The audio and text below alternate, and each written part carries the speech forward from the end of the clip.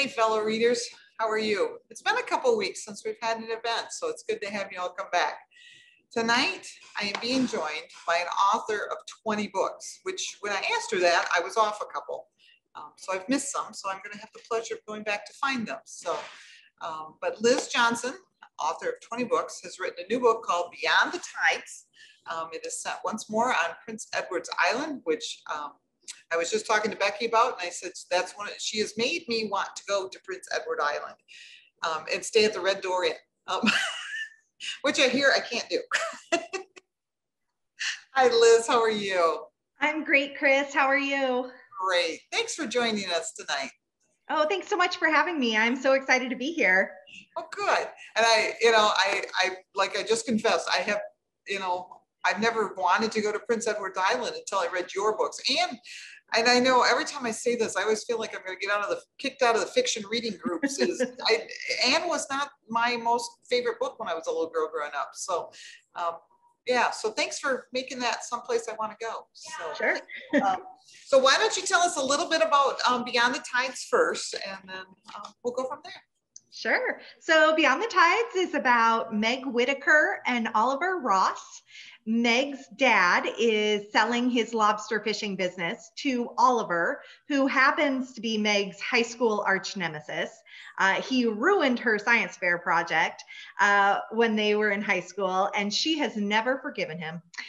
She can't get past it. So here we are 10 years later, and Meg's mom is suffering from an illness that no one can diagnose, and no one seems to know what it is. And so her dad decides he's going to sell the business so he can spend more time with her mom and care for her. And Meg says, no, you can't give away my legacy, even though she has no desire to be a lobster fisherman. And she gets seasick every time she's on a boat. So, she's just ornery enough to need for Oliver not to get the lobster fishing business. And so her dad decides, well, if you think that you want it, how about you both work the season together, and at the end of the season, I'll decide who's going to get the business. And so they agree to it. Neither is super happy about it, but they set about working together and discovering that maybe what they had thought about each other wasn't true, and that maybe they're a lot more similar than they ever expected. I agree with that last statement. I have to admit that when I was reading it, I probably spent a little time yelling at Meg that she was an idiot because she got seasick and wanted to be a lobster fisherman. Yep. Yes. I mean, her desire isn't rooted in reality. Her desire is rooted in not wanting to lose this legacy that's been in her family for, several generations. And also, like, there's so much changing in her life at this moment that she just wants to cling to that thing that is still there, like that thing that's like solid, and says, this is the Whittaker family legacy. But I love that even though Meg is totally out of her mind to think, oh yeah, I should be a lobster fisherman, that like Oliver and her dad don't tell her that. Like, they're not like, don't be stupid, even though like we as the writer and as readers, like we want to be like, what are you thinking? But she's stubborn and ornery in that way. And so I love that they let her kind of have to explore this and figure it out, and that they help her by saying, like, maybe put extra patches behind your ears so that you're not feeling like you're going to be sick every minute that you're on the boat, things like that. And that they help her along the way to discover the joy of lobster fishing that she didn't even know was there. And I have to admit, I think I even personally, now I'm happily married, so fell a little bit in love with Oliver. It kind of seemed like, and as you got to know his story, he just, it just made him a better character even. But he was kind of the underdog the whole life. And so, hearing his story and hearing, his backstory, I really liked him as a character. I really do. I'm so glad. I loved him and I fell in love with him. I usually fall a little in love with the heroes that I'm writing, but I fell like head over heels for Oliver. Yeah. And I'm not married, so it was totally cool. Okay. But I'm not judging anybody who is married. Okay. Okay. No, but Oliver was such a fun character to write because he just felt like every chapter, I just felt like I was finding new layers to him, like new reasons why he had done the things that he had done, and also like what his real desires are. I at first I was like, is he unlikable if he wants to take her family's legacy for his own? And I thought, but what is his purpose behind that? What are his reasons behind that? And as I unpacked those, I just was like, oh, Oliver, like, just, swing by anytime. So yeah, I loved Oliver. He's such a fun character to write because he's a little bit ornery too, but he's just a genuinely kind person as well. And I love that he sort of had to unpack this idea of like, he's a lot like me in terms of like, I don't like to have unsettledness between me and someone else. So if I need to apologize, I'm going to go do it. I'm going to take care of it because I don't want the tension there. I want to forgive. I want to move on. And so Oliver and I really related to that part of him. I felt like he just was, such a gentle spirit and a kind soul. And I loved that about him. I agree completely. That does bring up something interesting. Do you find yourself writing yourself into your books at all? I mean, obviously it's not like this is Liz and here I am, but like you found there was part of you in Oliver. Have you found that in other of your books? Yes, I often do that. I often put like pieces of myself, but I wouldn't say that there is one character I've written who my mom and my sister both say, this is you. And I'm like, really? And they're like, yes. And I'm like, I'll take it as a compliment because she's my favorite character I've written. But that is Caden from Where Two Hearts Meet, the chef at the Red Door Inn. Yeah. And I can't cook a lick. And Caden is a whiz in the kitchen. But I think I remember telling my editor when I started writing that book that I have the same insecurities that Caden does, or maybe not exactly the same, but I have insecurities in the same way that Caden does. And so I think I find myself sort of plugging those things in there, but often it's what God is teaching me in my life right now, that's what ends up, my characters are dealing with those same things. And so I used to not think that I wrote for therapy, but now I think that maybe I do, as I'm processing, as I'm learning what God is teaching me at this, whatever point in my life I am, that always ends up in my books. Interesting. And see, it's probably cheaper than therapy. So very good job. I'll have to maybe write. You don't want me to write.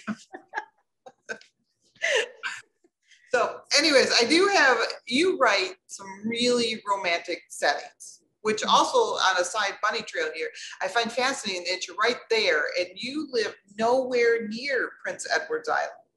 Right. So I gotta ask, have you ever been there? Yeah, okay, absolutely.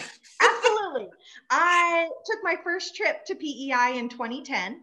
Okay. And I took my mom. I had promised her I would take her when I sold my first book, and she laughed at me. And I don't know if she laughed at me because she didn't think I would sell a book, or she didn't think that I would spend my money on her. But one way or the other, I did. With the not spend the money thing. Yeah, go with that. So I did, I took her to PEI in 2010. It was our first trip, and we have been back 3 more times. We took my sister, and then we took my sister and my niece, and we were going to take my dad last summer, and then a pandemic set in, and all of our plans got canceled, and we were really disappointed. But as it turned out, there were other things going on in our lives that we would have ended up having to cancel the trip anyway. So God knew the timing, and but I hope to get back really soon because it's my favorite place in the world. So, okay, and great, because I love that. And I think that comes through in your stories too, that you love that island. So, but back to my original question, you write some really romantic settings. Where is one of your favorite places you would like to write about, but haven't yet? Oh, that's a really good question. Where would I like to write about? Oh, of course.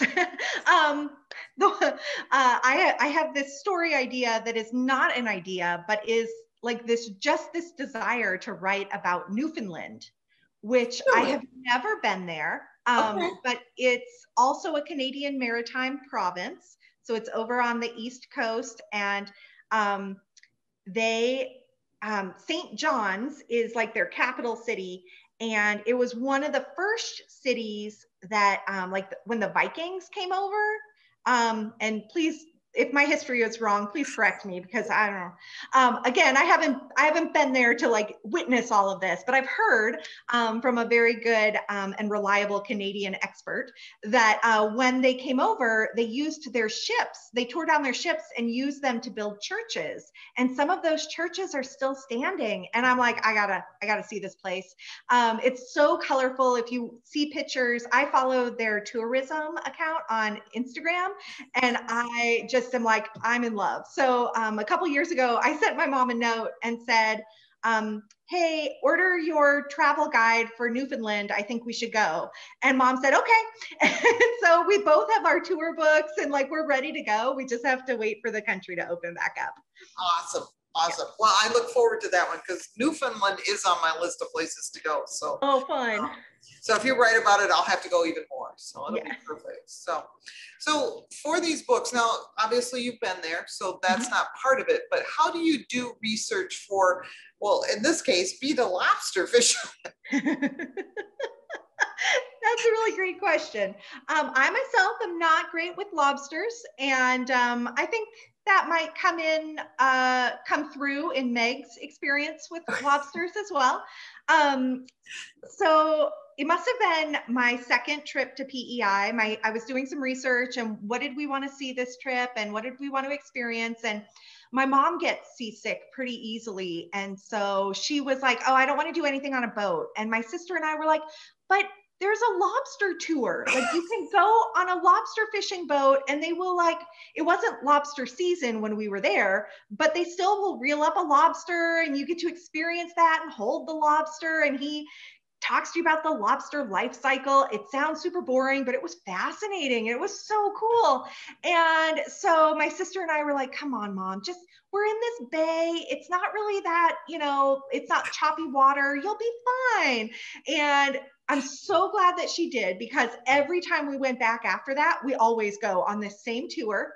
I can't recommend it enough. It's the top-notch tour with Captain Mark, and he's the best. And it's so fun. And every year he pulls out this giant lobster. It's alive, like he reels it up, and lobsters grow about a pound. Sorry, let me try that again. When a lobster is about a pound, that's when you want to eat it, because it's nice, and the meat is really juicy, and it's not tough. It's still soft. But anything more than 2 pounds, and that lobster is not really edible, because the meat's too tough and it doesn't taste good. So when they catch really giant lobsters who have made it through, past the 2 pound mark, they kind of keep them around to show them off during the season. So anyway, so Captain Mark pulls up this 11-pound lobster, and it's huge. It's just enormous. And its claws are like, you just know that it's gonna, and Captain Mark is like, it could break your arm, so don't get too close. And I'm like, okay, I'm gonna stand over here. And but I loved that. And so I took like copious notes after those tours. We went on several of them, and then I did a lot of reading. I found that the area that I really knew the least about was like the business side of things, like, where do you go to sell your lobsters, and how does this work? And I found some really helpful articles that just kind of filled all that in, and it was great. How interesting. Yeah. So I know, and we said we were going to do this very smoothly, but we're not. So but you have pictures of Prince Edward's Island for us. So do you have pictures of Captain Mark? I don't. I mean, I do have pictures of him, but I didn't include them here, mostly because every picture of me in these that I have, like my hair is all windblown and like I'm like super red in the face and I look like I'm about to drop my lobster, which I almost did at one point. I was holding a lobster and it started, its tail started smacking the underside of my arm. And I was like, I threw that lobster at the first and I was like, I'm out. Like, I'm done. And so guys, I should not be trusted with lobsters. And this is what we learned. Yeah. So I'm not going to be a lobster fisherman. And I didn't share any pictures of those, but I do have some other lovely pictures. Let me find my screen share here and we'll, yeah, and I'll share some of those. Awesome. All right. Okay. You can see that okay? Yep, perfect. Great. So this is most people's first introduction to PEI. This is Green Gables house. It is at Green Gables Historic National Park, Historic Provincial Park, I can't remember. Anyways, this is Lucy Maud Montgomery's uncle's home. And she would come here as a child and this is where she was inspired to write Anne of Green Gables. And you can tour the home and the grounds. There's a little trail called Lover's Lane, and there's one through the Haunted Wood. And if you've read the books, then all of these things are like, oh, and as you walk them, you think, I see where her ideas came from. I see where she was so in love with nature and with God's creation. And so this is most people's reason for visiting PEI the first time. It definitely was for me. And I thought, yes, this is what, this is why we're going. And then I got there and I discovered, there's a whole lot more to this little tiny island than just Anne's Land, which is totally worth going to see. And I highly recommend it. But I started to fall in love. Let's see, did that? Sorry. Nope, take your time. No panic. Here we go. So I fell in love with the lighthouses there. There are 63 lighthouses on the island. And I didn't know there were so many. Yes. And a lot of them are retired. Some of them are privately owned, but there's still a good chunk of them that you can actually visit and climb all the way to the top. And I've done that for several of these lighthouses. The one in the middle here is the West Point Lighthouse. And it's so traditional and classic, but there's this lovely beach right next to it. And the beach is always full of beachgoers, but the lighthouse, you can climb all the way to the top and look around and have this gorgeous view of the water and the shoreline. And it's so fun. There is on the East Point Lighthouse, which I don't have a picture of that today, but the East Point has, when you look out over into the water, it's got 3 different current patterns that come and run into each other right off the coast. And so the waves do like really cool, weird things. And it's a very unusual occurrence, I'm told. I'm not a scientist, but this is what the people at the East Point Lighthouse said. And it was lovely. It was so beautiful. So I definitely recommend visiting a lighthouse if you ever get there, or more than one. This is a picture that you might recognize if you've read The Red Door Inn. It is the house that is actually represented as the Red Door Inn on the cover of the book. And it is not in North Rustico. It is actually in Charlottetown. It's right in Victoria Park, right along a boardwalk. And it is a real home, and it's an individual's home. And I know this to be a fact because I went right up to the house to try and get a really close picture, and their dog chased me away. So, just don't walk on private property, right. I guess. That was the lesson. But it is still, I loved that home before it was ever before it was the Red Door Inn. Like, I loved it before it was ever on the cover. And then when I saw it on the cover, I had a moment, and I was like calling my mom, and I was like, Mom, they picked the house. And it's just a gorgeous, lovely area. So I love that home. So if you're in Charlottetown, walk the Victoria Harbor boardwalk, and you'll see this at the end. It's just beautiful. Awesome. PEI is just famous for their red cliffs, and you have to be careful because they're starting to erode. And so you can't go all the way up to a lot of them. You have to be kind of careful. But red cliffs and red rocks and are everywhere on the island. Lots of red dirt roads too. But I love just going and taking pictures and standing out there and like the breeze coming off the ocean. It's so perfect. And that lighthouse and little house up there in the top left, what I had to crop out of that picture is that there's actually 2 draft horses that live by that lighthouse. And every time I go back to it, I see them, and they're getting a little older, but they're these giant horses, and they're fenced in, but oh, they're sweet, sweet horses. And it's so strange to me, or foreign, to think about horses living on the ocean like that, but they love it, and it's absolutely gorgeous. Here's some more red rock pictures. On the left is a picture from one of my favorite trails, the Homestead Trail. It's up near Cavendish, which is where Lucy Maud Montgomery lived, in that area. She was the post mistress in Cavendish. And this Homestead Trail is just I think it's 8 kilometers all the way around. And it's just beautiful. And last time we were out there, there was a bald eagle flying around. And it was like, I don't even see those in the US. They don't hang out in Arizona very much, but they sure did there in PEI. So love that. This is another one of my absolute favorite places. If you ever make it to PEI, I highly recommend going to Greenwich and walking along the floating boardwalk. So on the left is the trail that takes you out to the floating boardwalk. You have to walk about maybe half a mile, 3/4 of a mile through the woods. And then you get out to this floating boardwalk, and you can kind of see it here in the picture on the right. All of this is like sun bleached wood that's actually floating over this marsh. And you walk over this, and the boardwalk kind of gives a little bit and so if you're unsteady on your feet, hang on to the railings, you'll be fine.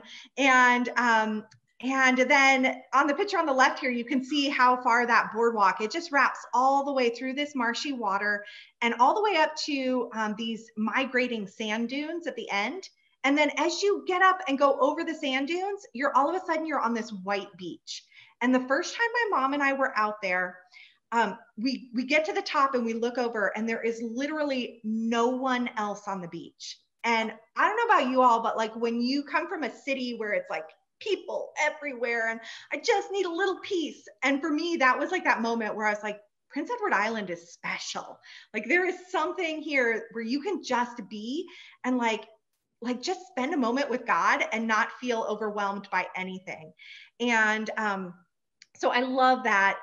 Since I've been back a few more times, we haven't had any all by ourselves on the beach, but that's actually probably a good thing, because that first time my mom and I were out there, we got all the way to the beach, and all of a sudden these storm clouds came in, and we're like, oh no, we're like 2 miles from our car, and we have to go all the way back across the floating boardwalk.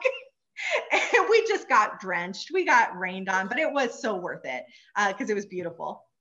Here are some pictures that might resonate when you read Beyond the Tides. These are lobster fishing boats up and down all over the island. You find them. There are ports and harbors all across the island, really wherever you go. And the majority of the island fishes in May and June. And Victoria by the Sea and a little strip along the south coast are the only parts that fish August through into October. And so that was really fun to get to highlight that in this book, because it's kind of a different schedule than the rest of the island. And I'm going to interrupt you a second, and I don't like to do that, but why the difference? I mean, okay, now Prince Edward Island is a bigger island. I mean, it's not teeny, but it's not gigantic either. Right. So why the two different seasons? Yeah, I think it has to do with how close it is to New Brunswick, which is right to its south. Okay. And they're also lobster fishing. So yeah, in order to fish anywhere in the Maritimes, you have to have a license. And that license is very expensive. 10 years ago, they were running $250,000 if you could get one. And that's just the license. That's not the boat. That's not, everything that goes with it. And so that's why generally they're passed down through the family and sons inherit from their fathers. And, but they're working, their schedules are all dictated by the Lobster Fishing Association and the government regulations on that. And so they assign a time of the year, a season for each of these areas and for each license. And those licenses, they also then take into account the other maritime provinces. So New Brunswick and Nova Scotia, and making sure that they're not, that they're giving each other enough time and not overfishing. Okay. Yeah. Thank you. Yeah. And then I wanted to share this. I stole this from the Prince Edward Island tourism account because I think that this is a fabulous picture and it plays a huge role in Beyond the Tides. This is the Confederation Bridge. And if you are not familiar with it, it is I think it's the longest bridge over ice-covered water. So in the winter, there's ice through this strait, and the bridge was built in such a way that it breaks up the ice, and so that they don't end up with like having jams. And anyways, it's about 7 miles long, and it runs from Prince Edward Island to New Brunswick. It is one of 3 ways to get on the island. Only 3 ways you can get there. You can drive across the bridge for 7 miles. I have never done this. You can take the ferry from Nova Scotia. I have never done this. Or you can fly in to the Charlottetown airport. And that is how I always arrive. I fly in and I rent my car there on the island. But you can, you can drive across this. And this just plays a huge role because it's something in the book that Oliver's favorite spot in the world is tied to this. And I see why. Like, I've seen like some specials and things about how they made this bridge, and it was built in the 90s, I think. And it just is pretty incredible. And so anyways, I wanted to share a good picture of this. I have some that are not nearly as this good, but it's just a beautiful sight. And it just goes on until it disappears. Like, you're looking at it thinking it must end somewhere, but it doesn't. It just keeps going. Just fall in the ocean. Yeah, basically, you put a lot of trust when you get on that bridge. You're putting a lot of trust that the other end is where it says it is. Wow. Yeah. Awesome. So, yeah. And then these are some pictures from right around Victoria by the Sea, which is where Beyond the Tides is set. You even get one of me making fish face.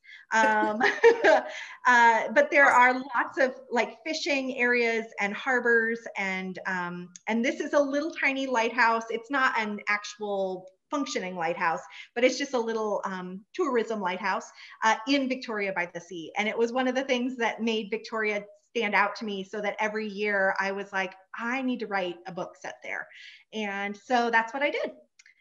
Awesome. And there we go. Those are all my books. Thank you. See, I knew you were going to make me want to go more.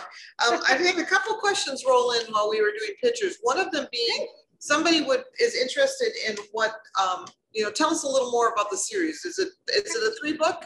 3, mm-hmm. Not 2, 3. I got 3 fingers. So tell us a little bit more if you got ideas, especially, I mean, 2 is coming out shortly. So, sure. But yeah.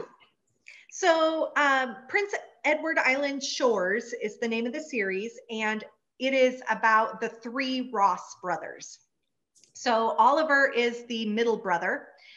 His brother Eli is the oldest, and his brother Levi is the youngest. And I'm just going to give just some little word of advice. If anybody out there is a writer, don't make your character names so similar.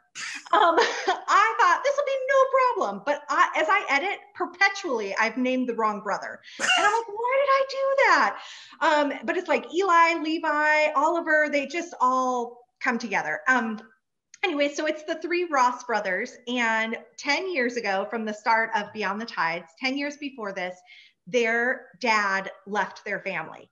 But he didn't just leave them, he left them broke, in serious debt. He left them in disgrace. He stole from his employer and took off. He left them homeless.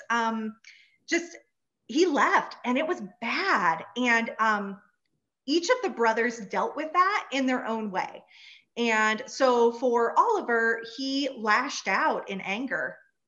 And Eli, he decides he's going to join the NHL. And he was always a hockey star, and he gets an opportunity, and he decides rather than sticking with his family, he's going to join the NHL, take an offer, do the tryout. He gets into the NHL, and he hasn't talked to his family in 10 years. Levi, the youngest, he is kind of bookish, and but he's a little bit shy. And when his dad left, he kind of felt like he couldn't say anything that would make his dad stay. And maybe he didn't have anything worth saying at all. And so he has become like very quiet. He only talks to their mom. And every now and then he'll say just a little something, and he's always got a good zinger. He's whip smart, but he is just kind of, he's just a very quiet, introverted person. And so each book in this 3-book series is going to be about one of those brothers.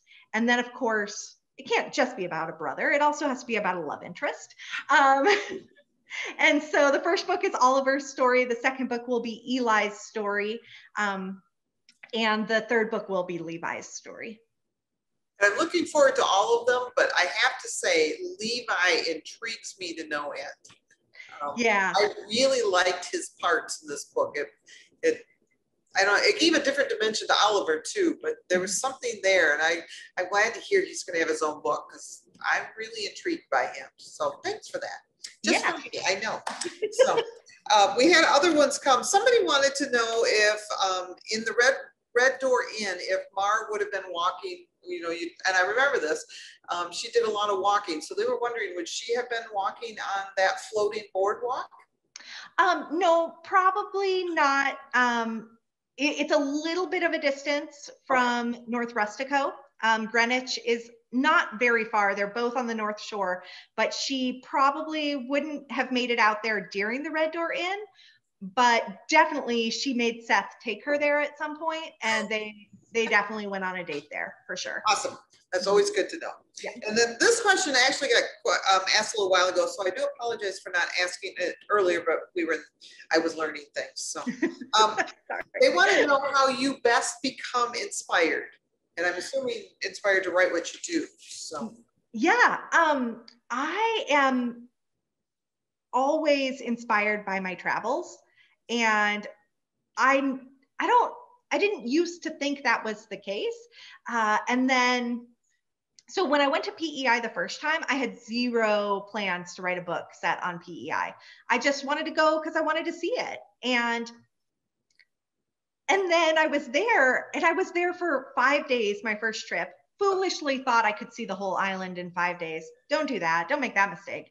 I'll write that down. Note to self. And so I was there, and all of a sudden I was like, wait, I have a story idea. Where is this coming from? What's going on?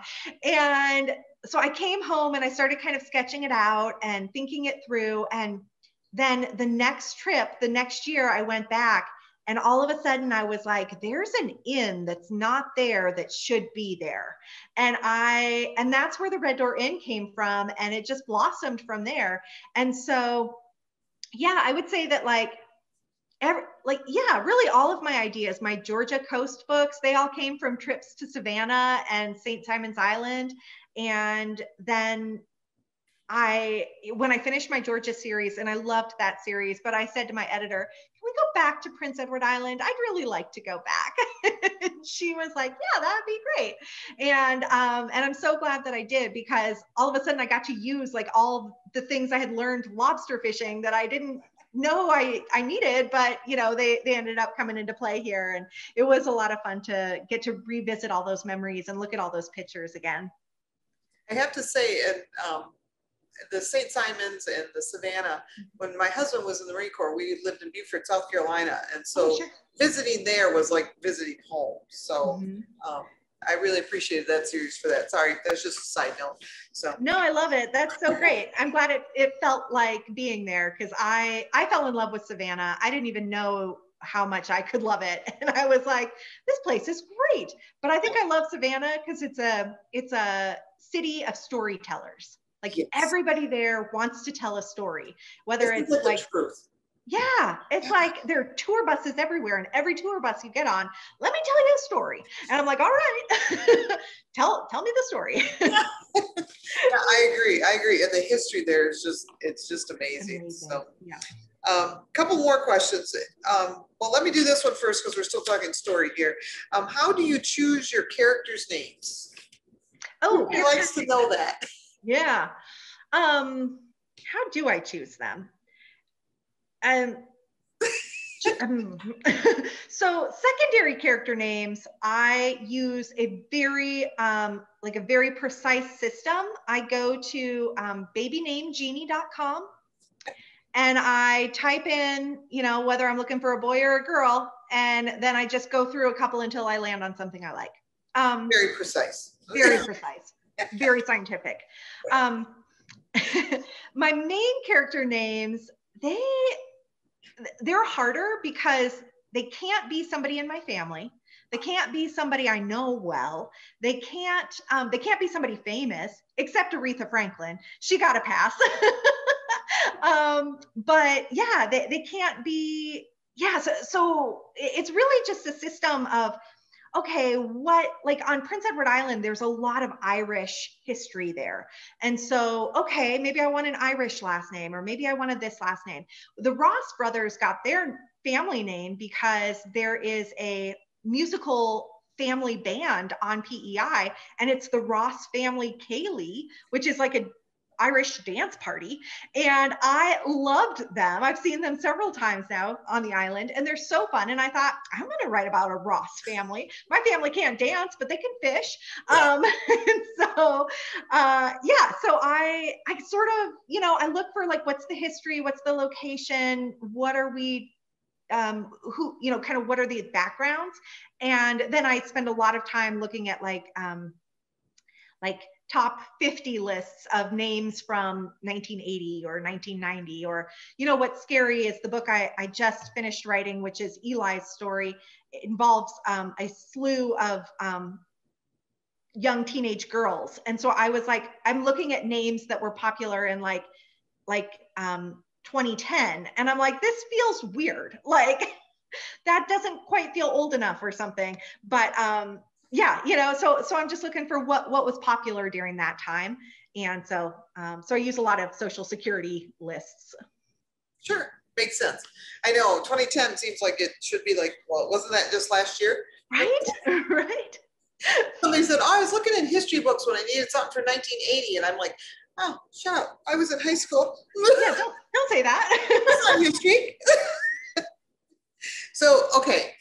Now this is a question, and it probably has spoilers to it. So if you want to say, well, I'm not going to give that away because it's a spoiler, say that. But somebody wants to know if Meg goes back to teaching. Oh, yes. Meg does go back to teaching.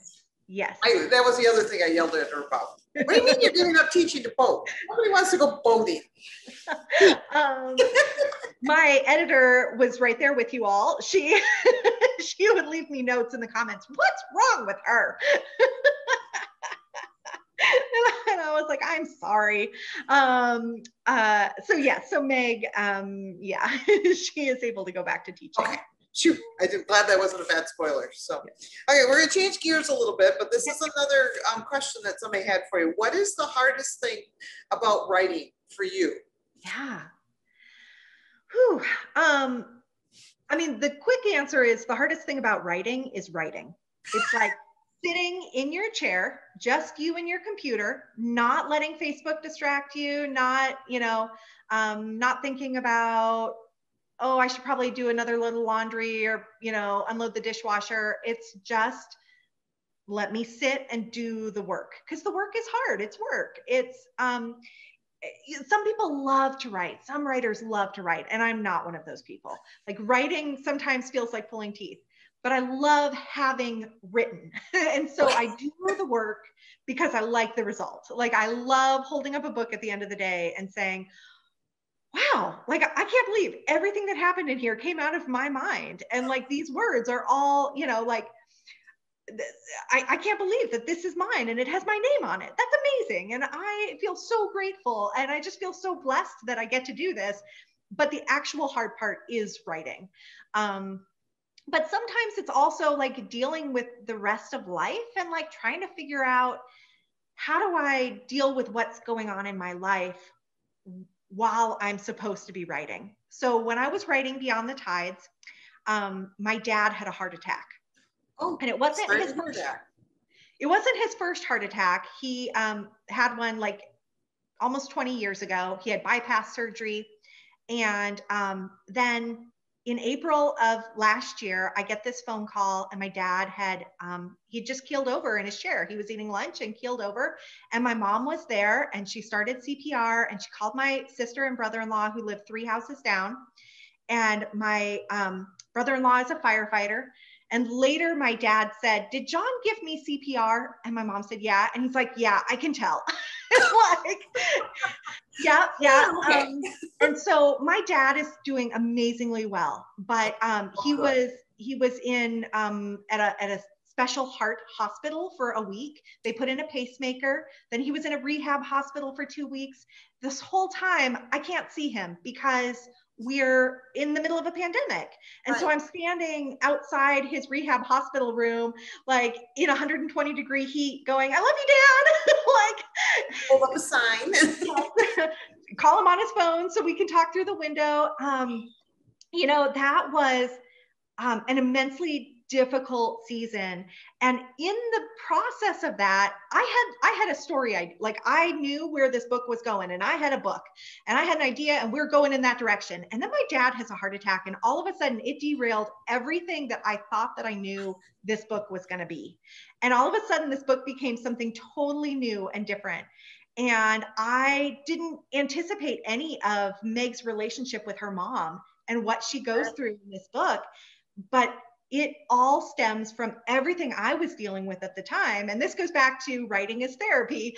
And I didn't realize that I needed that, but I really did. And it became just a really like a great outlet for me. But at the same time, like, that was such a difficult season for my family. And I'm so thankful that my dad is doing well now.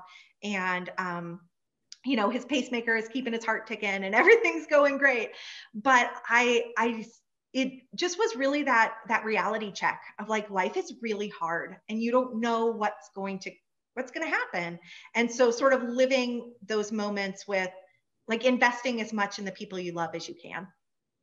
I loved in the book, and I don't know the exact wording of it, so please, you're welcome to jump in there, but Oliver is talking to Meg, and she's talking about he's telling her she needs to make memories now. Yeah. Because they know mom is going to progressively, her disease is going to get worse. And I can remember, and I don't do this often with books, but at that point it was like, I closed the book and I put it down and walked away from it because it sat so much in my story too.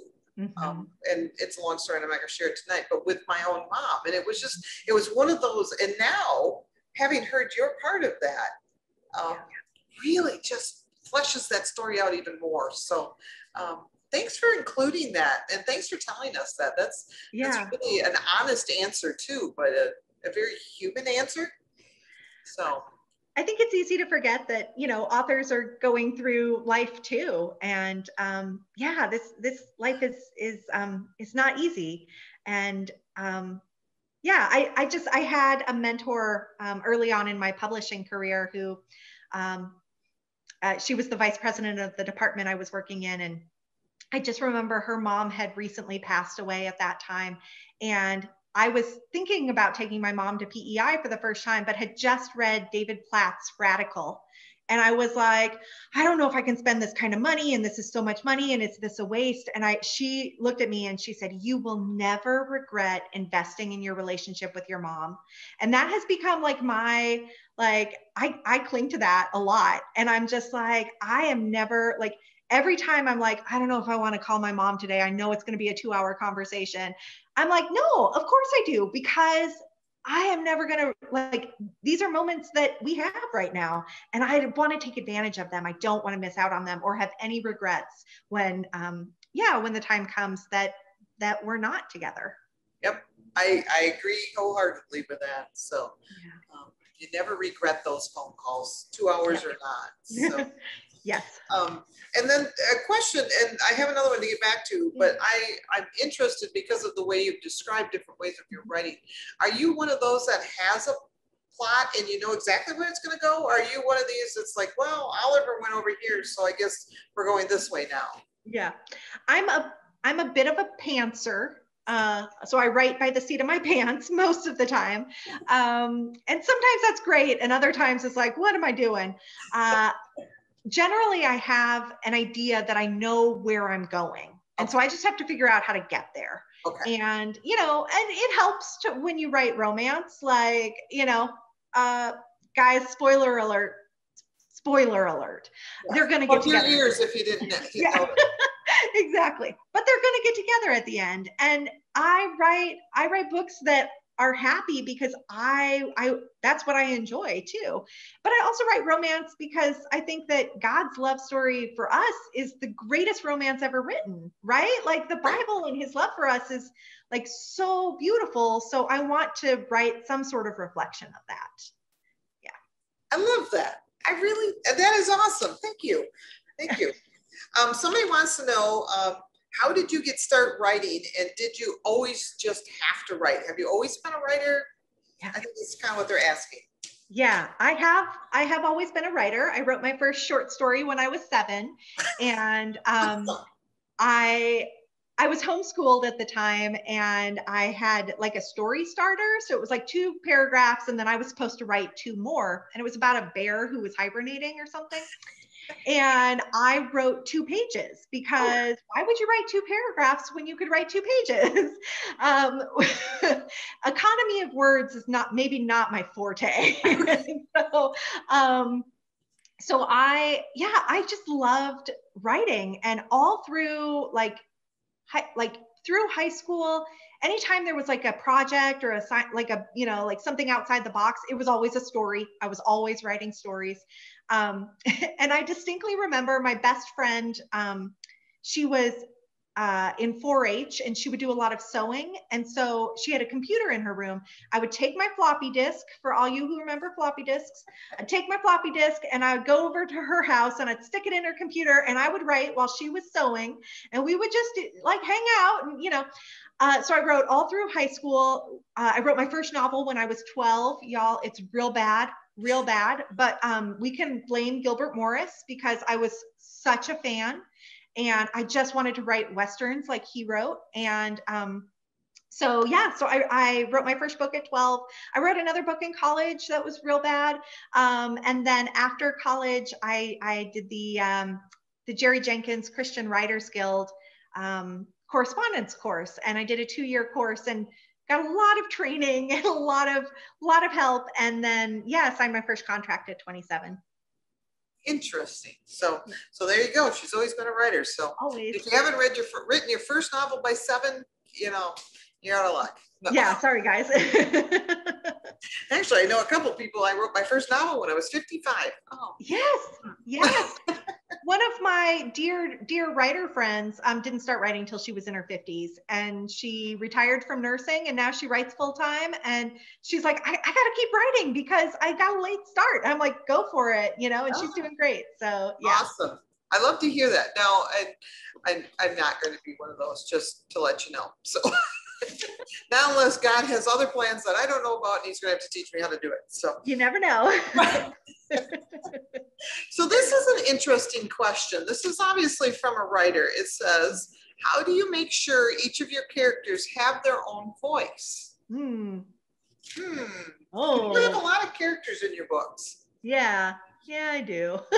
How do I give them their own voice? You know, I am certain that better writers than me have like a really like a plan, like a really clear, this is what we do to make sure this is the case. I just listen to the voices in my head. Like, to be totally honest, my characters begin to take on a life of their own. And sometimes I go back and I'm like, oh, he does kind of sound like his brother, or oh, maybe I should,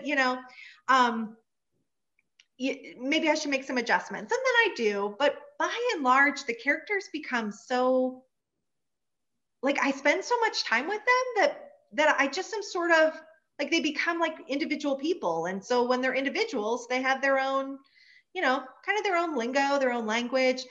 It helps a lot too when there are like, like when there are phrases and things that fit with them individually. So like Oliver, as a lobster fisherman, he speaks lobster lingo.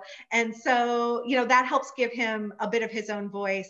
I just finished writing Eli's story, and he's a hockey player. And so he's, like, I had so much fun researching hockey slang.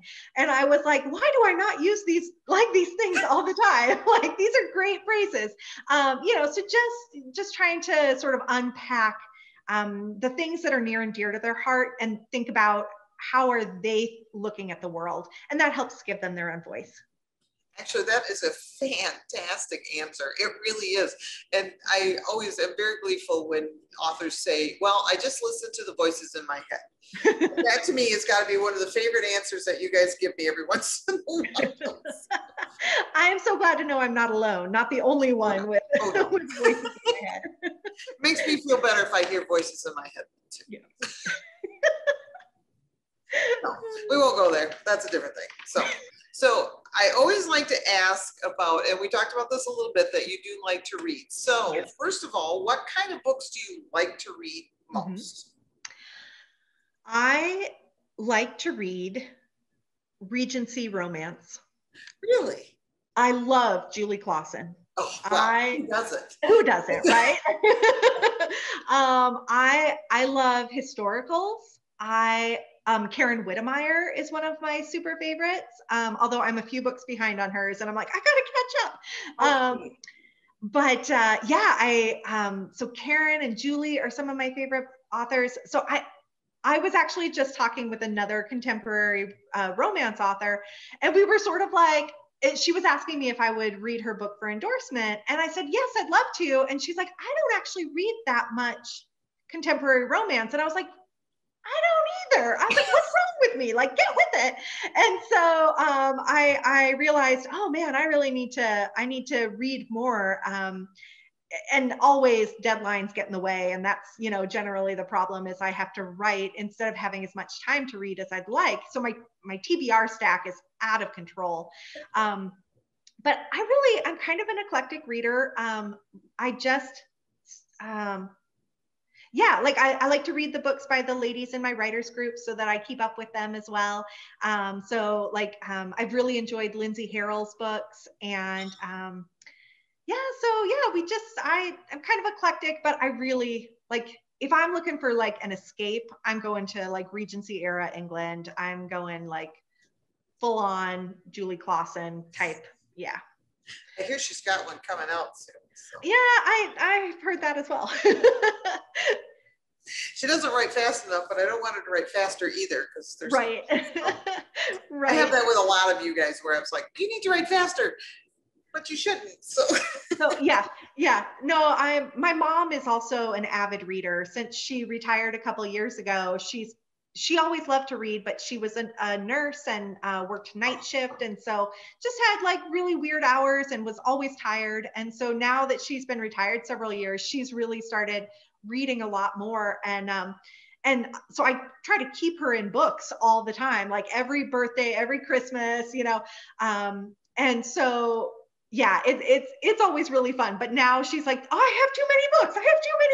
And I'm like, I'm sorry, Mom, but also like, keep reading. So yeah. Well, a true reader always has way too many TBRs. Right. It's just the truth. My husband likes to tell people that it's my TBR pile is just gonna fall on me and kill me someday. So, so tell your mom she's the perfect reader. So yeah, she's in good company. We got her. Yeah, we've got her set up. She's great.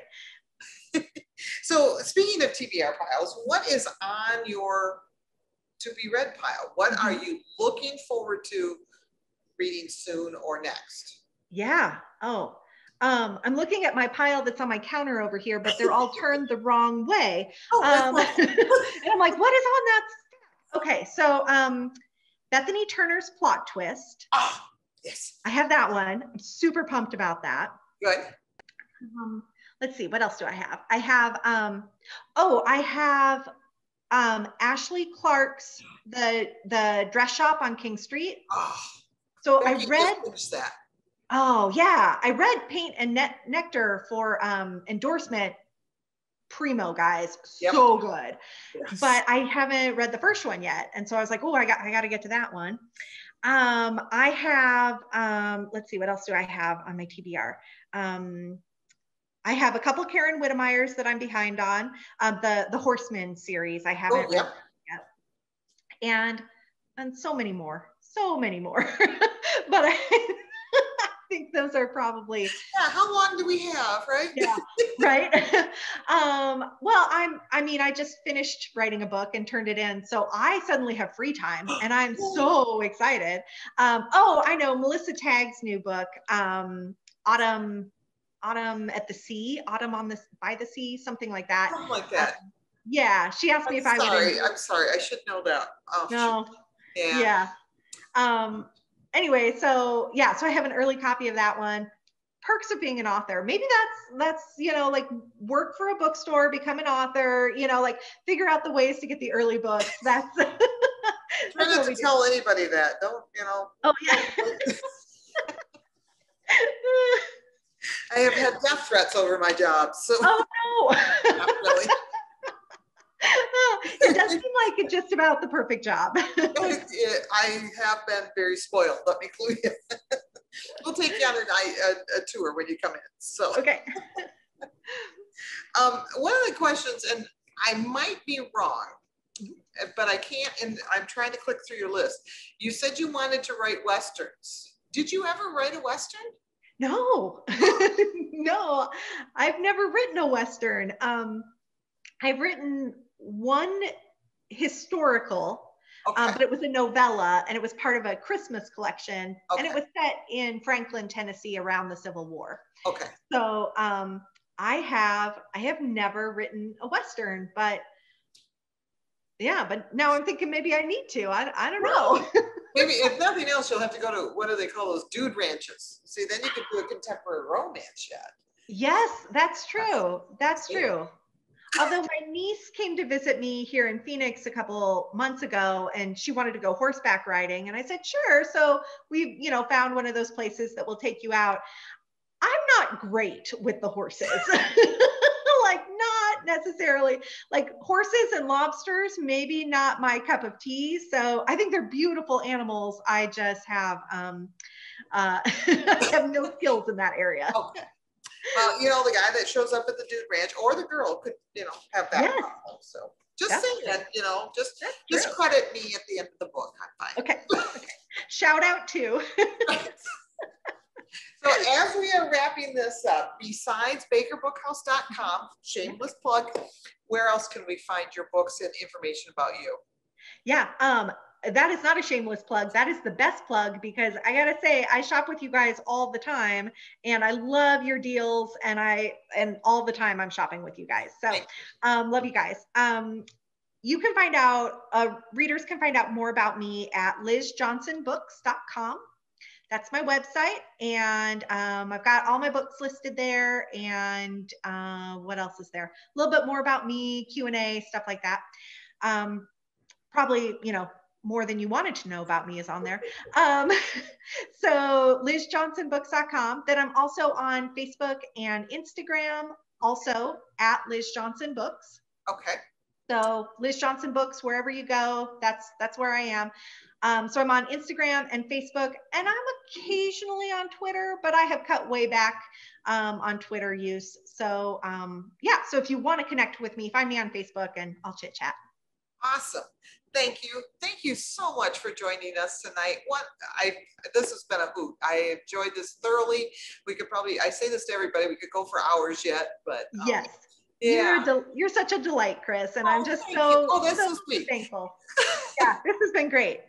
I have enjoyed this thoroughly. So, and I know we talked beforehand, and I said, you guys, you got to come in sometime. We would love to have you in. So I'm gonna make it up there. I'm gonna do it. I'm sure you could set. You know what? We have a really nice lake up here. I don't know if you've heard of it, but it might make a nice contemporary romance. So I do like the beach. Yeah. I do like water. Okay. Which leads, okay, I can't ask that question. We'll be here all night. So, but truly, thank you for coming in and being with us tonight. Absolutely. I forget you guys are on camera. I'm having too much fun. But you know, getting to know you, getting to know your writing and your books, that has just been a pleasure tonight. So thank you very much for that. So yeah, thank you so much. You're welcome. And attendees, thank you. Thank you for joining us tonight. I hope you had as much fun as I did. I do feel spoiled that I just enjoy myself thoroughly, so I'm hoping you guys do too. Find Liz's books at bakerbookhouse.com, and we will see you again soon. Bye now.